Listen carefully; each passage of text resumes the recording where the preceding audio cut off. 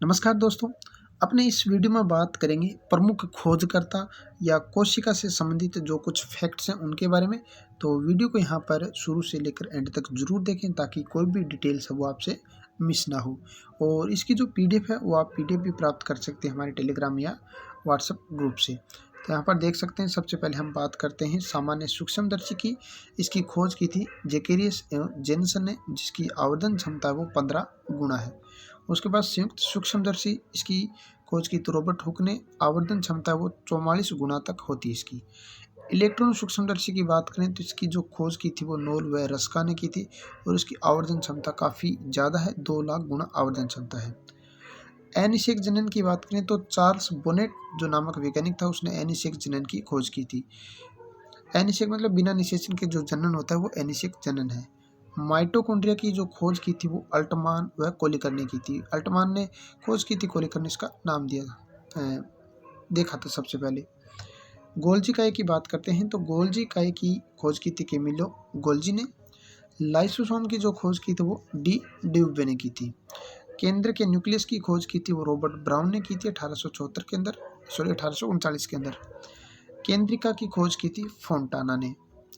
Nucleic acid की जो खोज की थी वो न्यूक्लिक एसिड की खोज की थी फ्रेडरिक मिस्चर ने। और न्यूक्लिक एसिड पता है आपको 2 प्रकार के होते हैं, डीएनए और आरएनए।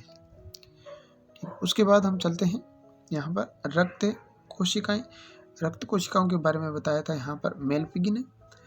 रक्त परिवहन तंत्र इसका जो पिता है या खोज करता है वो विलियम हार्वे को माना जाता है। यदि हम बात करते हैं हार्मोन, तो हार्मोन की जो खोज का श्रेय दिया जाता है वो स्टर्लिंग को दिया जाता है। स्टार्लिंग लिखा हुआ मिलता है या स्टर्लिंग भी लिखा हुआ मिलता है, दोनों ही सही है। तारका या सेंट्रोसोम की बात करें तो वॉन बेंडे ने इसकी खोज की थी, इसके बारे में बताया था। पेनिसिलिन जो एंटीबायोटिक है, इस पेनिसिलिन एंटीबायोटिक की बात करें तो इसकी अलेक्जेंडर फ्लेमिंग ने खोज की थी और पेनिसिलियम नोटेटम से इसको सर्वप्रथम प्राप्त किया था, बनाया था। लिंग सहलगनता ये बताई थी मॉर्गन ने। विषाणु की बात करें तो इवानोवस्की ने इसकी खोज की थी। यूरिया संश्लेषण सबसे पहले वुहरलर ने किया था और यूरिया के बारे में जानते हो आप, सर्वप्रथम प्रयोगशाला में संश्लेषित कार्बनिक पदार्थ है, यौगिक मान सकते हैं। एंजाइम या विकर जिसको हिंदी में बोलते हैं, खोज की थी बुकनर ने, यानी बताया बुकनर ने था। स्ट्रेप्टोमाइसिन जो एंटीबायोटिक है वो वोक्समैन ने बनाई थी।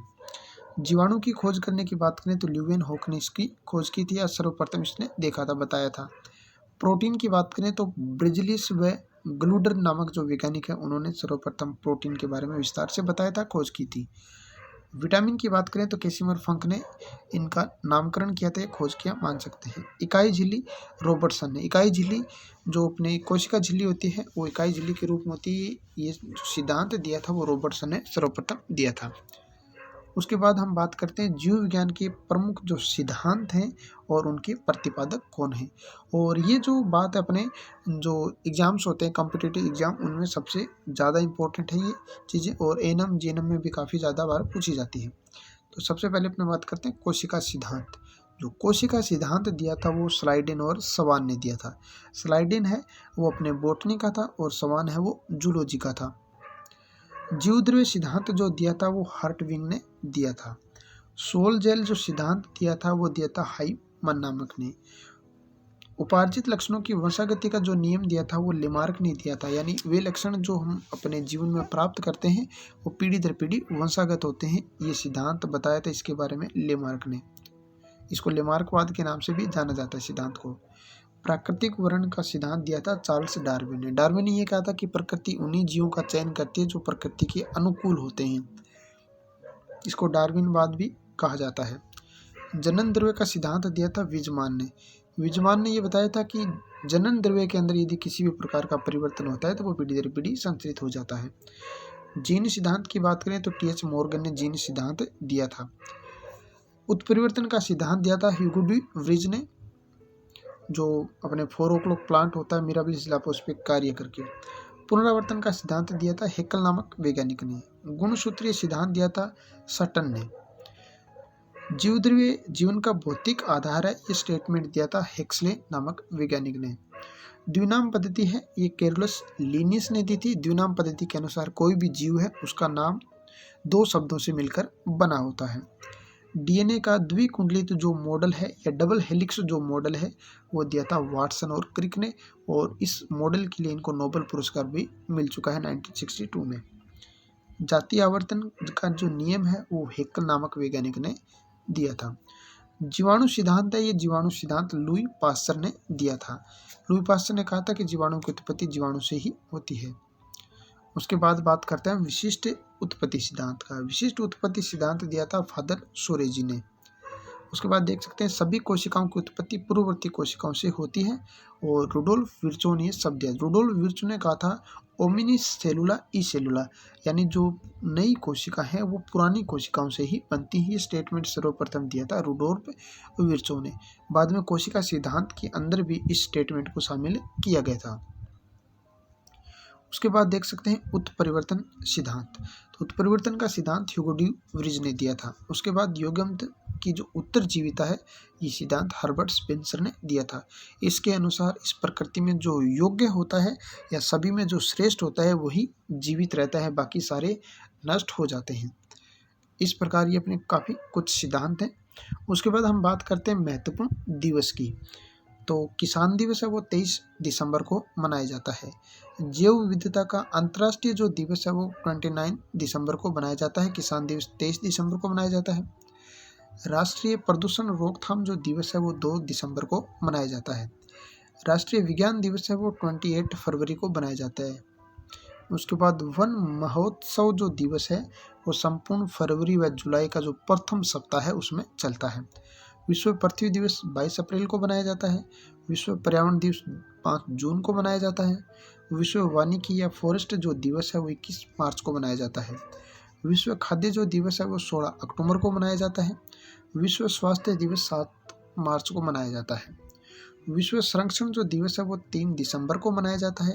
रक्तदान दिवस 1 अक्टूबर को मनाया जाता है। विश्व जनसंख्या दिवस 11 जुलाई को मनाया जाता है। विश्व रेड क्रॉस जो दिवस है रेड क्रॉस सोसाइटी के द्वारा वो 8 मई को यहाँ पर मनाया जाता है। उसके बाद देख सकते हैं अपने विश्व जल दिवस 22 मार्च को मनाया जाता है। विश्व विरासत या हेरिटेज जो डे है वो 18 अप्रैल को मनाया जाता है। विश्व ओजोन दिवस है वो 16 सितंबर को मनाया जाता है। विश्व मानव अधिकार दिवस 10 दिसंबर को मनाया जाता है। राष्ट्रीय ऊर्जा संरक्षण जो दिवस है वो 14 दिसंबर को मनाया जाता है। कुष्ठ रोग या टीबी रोग दिवस है वो 30 जनवरी को मनाया जाता है। विश्व टीबी दिवस है वो मनाया जाता है 24 मार्च को। कुष्ठ रोग दिवस 30 जनवरी को, विश्व टीबी दिवस 24 मार्च को मनाया जाता है। विश्व विरासत दिवस ये 18 अप्रैल को मनाया जाता है। तंबाकू दिवस 31 मई को मनाया जाता है। उसके बाद यहाँ पर देख सकते हैं विश्व जनसंख्या जो दिवस है वो 11 जुलाई को मनाया जाता है। विश्व एड्स दिवस 1 दिसंबर को मनाया जाता है। अंतर्राष्ट्रीय जैव विविधता जो दिवस है वो 29 दिसंबर को यहाँ पर मनाया जाता है। उसके बाद अपने थोड़ी सी बात करते हैं विषैले जंतु या पॉइजनस जो एनिमल है उनके बारे में। तो विषैली छिपकली की बात करें तो हेलोड्रमा नामक छिपकली है, ये सबसे विषैली होती है। अगर हम विषैले सांप की बात करते हैं तो जो किंग कोबरा है वो सबसे विषैला सांप है। विषैली मछली की बात करें तो जो स्टोन फिश है वो सबसे विषैली होती है। विषैली मकड़ी की अगर बात करते हैं तो लेक्टोडेक्टस जो मकड़ी है वो सबसे विषैली है। अगर सबसे बुद्धिमान स्तनधारी जिनमें स्तन ग्रंथियाँ होती हैं उनकी बात करें तो मनुष्य है। मनुष्य के बाद द्वितीय बुद्धिमान स्तनधारी जो है वो डॉल्फिन मछली होती है। सबसे बुद्धिमान कपी जो होता है या बांदर जो होता है वो चिंपैंजी होता है। विश्व में सबसे तेज दौड़ने वाला जो जंतु होता है वो चीता होता है या टाइगर होता है, तो सबसे तेज दौड़ता है। ये इस प्रकार कुछ फैक्ट है जिसमें हमने देखा कि विषैले जंतु देखे, महत्वपूर्ण दिवस देखे, यहाँ पर महत्वपूर्ण अपने दिवस भी देखे हैं, और इसके अतिरिक्त हमने जो जीव विज्ञान के संबंधित कुछ महत्वपूर्ण सिद्धांत और उनके प्रतिपादक हैं वो देखे हैं, या फिर हमने सेल फैक्ट्स कुछ देखे हैं या खोजकर्ता देखे हैं। तो ये जो पॉइंट्स हैं ये जो आपके एग्जाम्स होते हैं कॉम्पिटिटिव एग्जाम उनमें बहुत ही महत्वपूर्ण है, और इनकी जो PDF है आप टेलीग्राम चैनल या व्हाट्सएप ग्रुप से प्राप्त कर सकते हैं। दोनों की लिंक आपको वीडियो के डिस्क्रिप्शन में मिल जाती है। वीडियो अच्छा लगे तो वीडियो को लाइक कीजिए, जिससे हमें मोटिवेशन मिलता है और आपके लिए इसी प्रकार के बढ़िया वीडियो लाते रहेंगे। तो इस वीडियो में दी गई जानकारी अच्छी लगी तो वीडियो को लाइक कीजिए, अपने दोस्तों के साथ शेयर कीजिए। तो चलिए दोस्तों, मिलेंगे एक नए वीडियो में एक नई जानकारी के साथ। तब तक के लिए जय हिंद, जय भारत।